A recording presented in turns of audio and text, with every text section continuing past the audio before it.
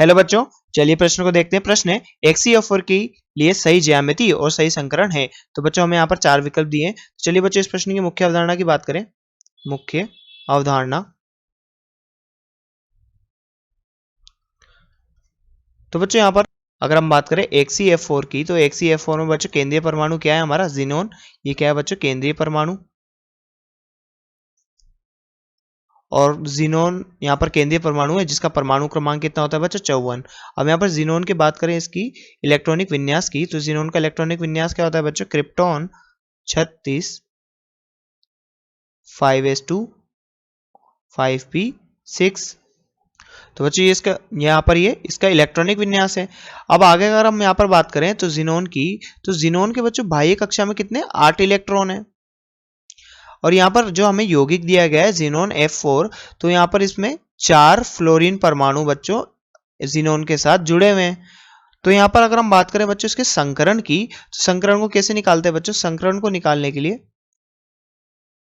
निकालने के बच्चों हम यहाँ पर स्टेरिक नंबर यानी SN नंबर ज्ञात करते हैं। और इसका क्या सूत्र होता है बच्चों? कि पार्श्व परमाणु की संख्या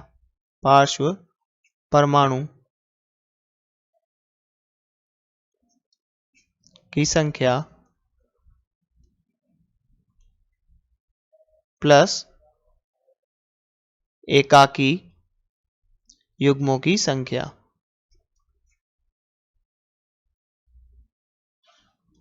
तो बच्चों अगर हम यहाँ पर बात करें जीनोन F4 में, तो जीनोन F4 में जीनोन के पास बच्चों कितने? 8 इलेक्ट्रॉन थे, जिसमें से बच्चों 4 इलेक्ट्रॉन 4 जीनोन फ्लोरीन बंध बनाने में इस्तेमाल कर लिए गए।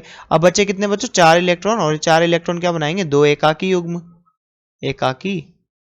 युग्म।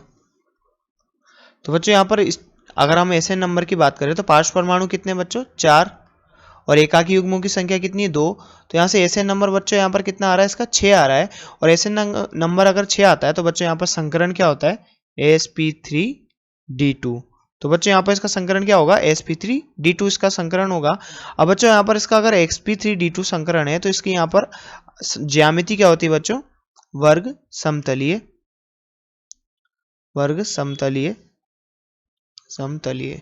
तो बच्चों वर्ग समतलीय यहाँ पर ज्यामिति नहीं है, ये क्या है? यहाँ पर संरचना है इसकी, संरचना।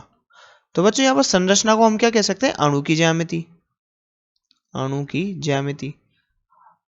अब बच्चों यहाँ पर जब भी हमसे ज्यामिति पूछा जाए, जैसे कि प्रश्न में पूछा गया है कि XCF4 के लिए सही ज्यामिति व सही संकरण होगा, तो बच्चों यहाँ पर इसकी संरचना यहाँ पर क्या है? वर्ग समतलीय इसकी संरचना है।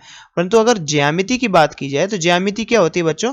संकृत कक्षकों की जो व्यवस्थापन होता है बच्चों, संकृत कक्षकों का व्यवस्थापन क्या कहलाता है? ज्यामिति कहलाता है।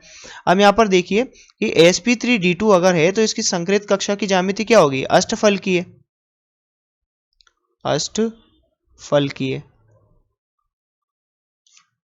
तो बच्चों यहाँ जैसा कि हमसे प्रश्न में पूछा है XCF4 की सही ज्यामिति और सही संकरण क्या है, तो बच्चों अगर इसकी बात करें किसकी? संकरण या इलेक्ट्रॉनिक ज्यामिति, और ये क्या है बच्चों? अणु की ज्यामिति। तो इलेक्ट्रॉनिक ज्यामिति हम बच्चों किसकी देखते हैं? संकरित कक्षकों की, कक्षक। और अणु की ज्यामिति हम देखते हैं बच्चों आबंधित इलेक्ट्रॉनों से, आबंधित